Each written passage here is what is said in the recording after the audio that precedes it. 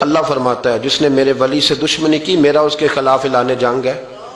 یہ بخاری مسلم کی مستند ترین حدیث ہے۔ صرف جنگ نہیں، اعلان جنگ ہے۔ اس حدیث کی ایک حرف بھی کمزور نہیں، سند بھی کمزور نہیں، متن اتنی تگڑی حدیث۔ حضرت معاذ ابن جبل رضی اللہ تعالیٰ عنہ نبی پاک صلی اللہ علیہ وسلم کے روزے پر بیٹھ کے رو رہے تھے۔ یہ ابو داؤد شریف کی حدیث۔ حضرت عمر آگے کا روتے کیوں ہو؟ فرمانے لگے مجھے دو حدیثوں نے پریشان کر دیا ہے۔ ایک تو نبی پاک نے فرمایا چھوٹی سی ریاکاری بھی شرک ہے، اگرچہ شرک اصغر ہے پر انسان سے غلطی ہو ہی جاتی ہے۔ اور دوسرا حضور نے کہا ہے کہ جس نے ولی سے دشمنی کی میرا اعلان جنگ ہے۔ تو عمر مجھے کیسے پتا چلے گا کہ کون ولی ہے؟ حضرت عمر نے کہا بہتر یہ ہے کہ تو سب کی عزت کیا کر، سب کا اکرام کر۔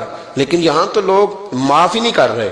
غوث پاک پر بھی فتویٰ ہے، داتا علی اجویری پر بھی فتویٰ ہے، خواجہ معین الدین ہے۔ پتہ نہیں یہ کون سا دین ہے، کون سا مذہب ہے جس میں پچھلا کوئی بھی ٹھیک نہیں تھا، جو آج پیدا ہوا صرف وہ ٹھیک ہے۔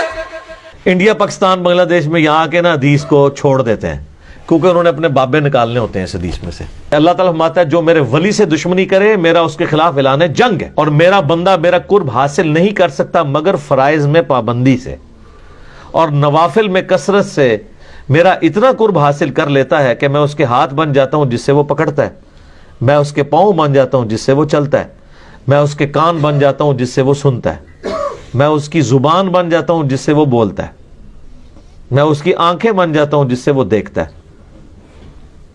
بس انڈیا پاکستان بنگلہ دیش میں یہاں کے نا حدیث کو چھوڑ دیتے ہیں کیونکہ انہوں نے اپنے بابے نکالنے ہوتے ہیں اس حدیث میں سے۔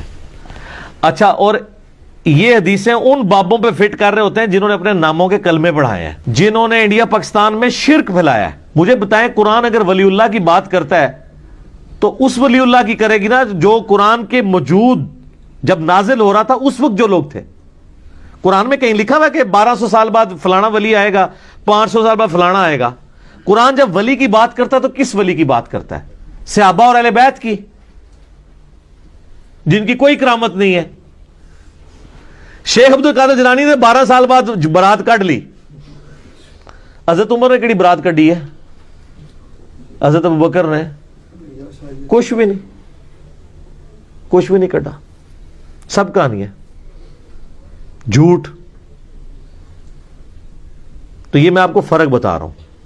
اللہ تعالیٰ فرماتا ہے کہ جو کوئی دشمنی کرے گا اللہ کے ساتھ، اس کے فرشتوں کے ساتھ، جبرائیل کے ساتھ، میکائیل کے ساتھ، تو اللہ تعالیٰ ایسے کافروں کا دشمن ہے۔ اور آج بھی جو صحیح اولیاء اللہ سے دشمنی کرے گا اللہ کی ان کے ساتھ دشمنی ہے، یہ ذہن میں رکھیے گا۔ اور صحیح اولیاء اللہ وہ ہوں گے جو اللہ کی عبادت کروائیں گے، اپنی عبادت نہیں۔ آپ مجھے بتائیں، ویسے کوئی عام بندہ کوئی چھوٹی سی بات کر دے تو لوگ کیا کہتے ہیں؟ جی کتنا متکبر ہے، جی میں کرتا ہے، کہتے ہیں نا۔ تو یہ جو بابا کہتا ہے آپ کو کہ جو میرا مرید ہو گیا میں جنت میں نہیں جاؤں گا اس وقت تک جب تک کہ آپ کو ساتھ نہ لے جاؤں، اس کی میں نہیں آپ کو نظر آتی؟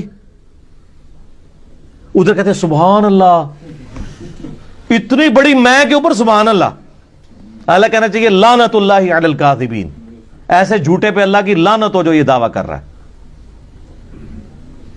تمام ولیوں کی گردن پہ میرا پاؤں ہے، اتنا متکبر شخص۔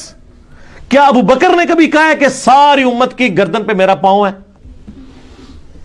آپ کا بابا کہتا ہے، آپ کہتے ہیں سبحان اللہ۔ تو لعنت ہے پھر ایسے عقیدے کے اوپر جو ایسے متکبرین کو اولیاء اللہ سمجھتے ہیں۔ میں ان بزرگوں کو کچھ نہیں کہہ رہا، ہوتا ہے انہوں نے نہ کہا ہو، لیکن آپ کہانیاں کروا رہے ہیں کہ انہوں نے کہا ہوا ہے۔ تو آپ ذرا تھنک آؤٹ آف باکس کریں جو اتنا متکبر ہو۔ اب میں آپ کو بتاتا ہوں اللہ کے نیک بندے کی نشانی کیا ہے۔ بخاری مسلم دونوں میں ہے، اے میری بیٹی فاطمہ اس بات پہ نہ کرنا کہ اللہ کے نبی کی بیٹی ہو، اگر اللہ نے پکڑ لیا تو میں تمہارے کچھ کام نہیں آؤں گا۔ تو سیدہ فاطمہ تو جنتی عورتوں کی سردار ہیں۔ آپ کے بابے جو ہیں وہ تو اس قابل بھی نہیں ہیں کہ وہ ان کی جوتیوں کی خاک بھی لے سکیں سیدہ فاطمہ کی، اور ان کے اندر آکڑ اتنی ہے کہ میں اپنے مرید جنت میں لے کے جاؤں گا۔